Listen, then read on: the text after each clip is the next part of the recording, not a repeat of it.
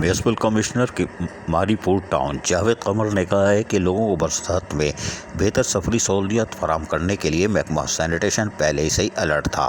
रैन emergency तो हम पहले ही मुहर्रम उल हराम से पहले ही और महकमा मौसमियात की पेशनगोई के बाद ही नाफिज कर चुके थे, जिसके तहत अफसरान और मुलाजमीन की छुट्टियाँ मनसूख थी और महकमा सैनिटेशन तो वैसे ही हरकत में रहता है।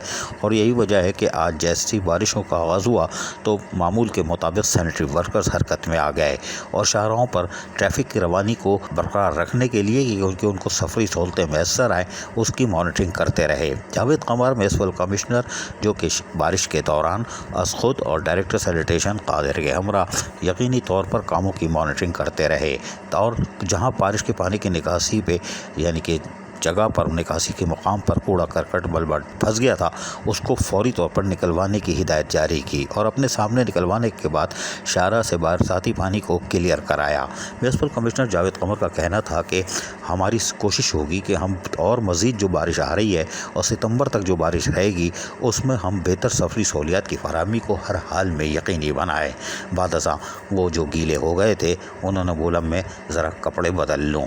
मैं कपड़े बदल कर आता हूँ फिर दूजा काम भी करता हूँ। कर लो मेरा भाई कोई बात नहीं।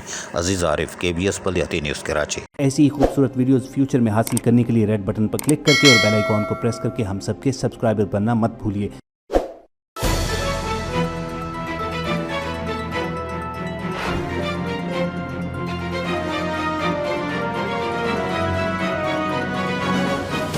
KBS बल्दियाती न्यूज़।